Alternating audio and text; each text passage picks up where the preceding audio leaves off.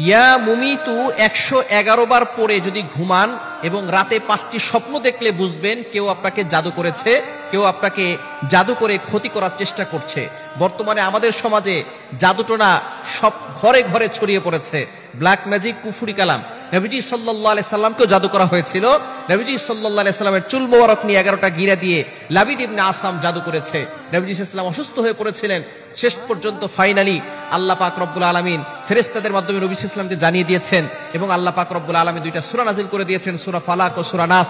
এই দুইটা সূরা পড়ে ফু দিয়েছে। এই দুইটা সূরার ভিতরে 11টি আয়াত আছে।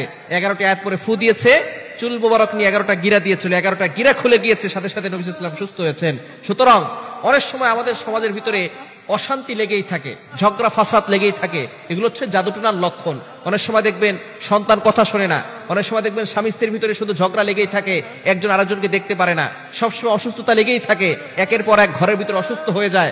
আবার দেখবেন কারোর সাথে কারো বনিমনা ঠিক নেই, ব্যবসার ভিতরে কোনো উন্নতি হচ্ছে না, মেয়ের বিয়ে হচ্ছে না, কোনো কাজে সফলতা অর্জন হচ্ছে না, ঘরের ভিতরে একের পর এক অসুস্থ হয়ে যাওয়া, এরপরে ঘরের ভিতরে অনেক সময় দেখা যাচ্ছে যে রক্তের ফোঁটা পড়ে থাকা। এগুলো হচ্ছে জাদুটোনার লক্ষণ।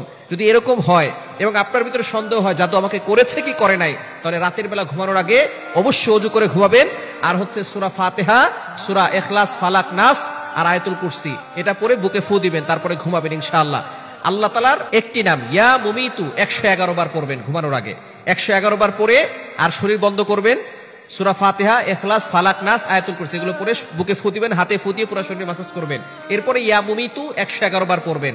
প্রথমে দুরূদ শরীফ পড়বেন, শেষে দুরূদ শরীফ পড়বেন, এরপরে ঘুমাবেন। রাতের বেলা যদি আপনি 5টি স্বপ্ন দেখেন তাহলে মনে করবেন আপনাকে কেউ জাদু করছে। 1 নাম্বার হচ্ছে যদি আপনি কালো কুকুর স্বপ্ন দেখেন, কালো কুকুর আপনাকে ধাওয়া করছে, আপনাকে তাড়া করছে। এই রাতের বেলা যদি এই আল্লাহ তাআলার গুণবাচক নামটা পড়ে যদি আপনি স্বপ্ন দেখেন কালো কুকুর আপনাকে ধাওয়া করতেছে, তাহলে মনে করবেন কেউ আপনাকে জাদু করেছে।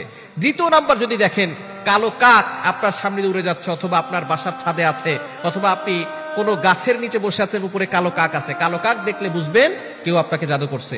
3 নাম্বার হচ্ছে যদি আপনি কালো সাপ দেখেন, সাপ আপনাকে কামড়াতে আসতেছে, অথবা সাপ আপনাকে ধাওয়া করছে, এগুলো যদি আপনি দেখেন মনে করবেন আপনাকে কেউ জাদু করছে। 4 নাম্বার যদি আপনি মাটিকে ফেটে যেতে দেখেন, যে মাটি ফেটে যাচ্ছে। এবং 5 নাম্বার হচ্ছে যদি আপনি ফকিরকে গালি দিতে দেখেন, ফকির আপনার কাছে আসছে, আপনি তাকে তাড়িয়ে দিচ্ছেন, অথবা কোনো ফকির আপনার কাছ থেকে হেঁটে যাচ্ছে। এই 5টি স্বপ্ন যদি আপনি দেখেন মনে করবেন কেউ আপনাকে ব্ল্যাক ম্যাজিক করেছে, জাদুটোনা করেছে। সাথে সাথে আপনি আপনার শরীর বন্ধ করবেন। আয়াতুল কুরসি আর চারকুল এগুলো হচ্ছে জিনের বড় ঔষধ, জাদুটোনার বড় ঔষধ হচ্ছে আয়াতুল কুরসি।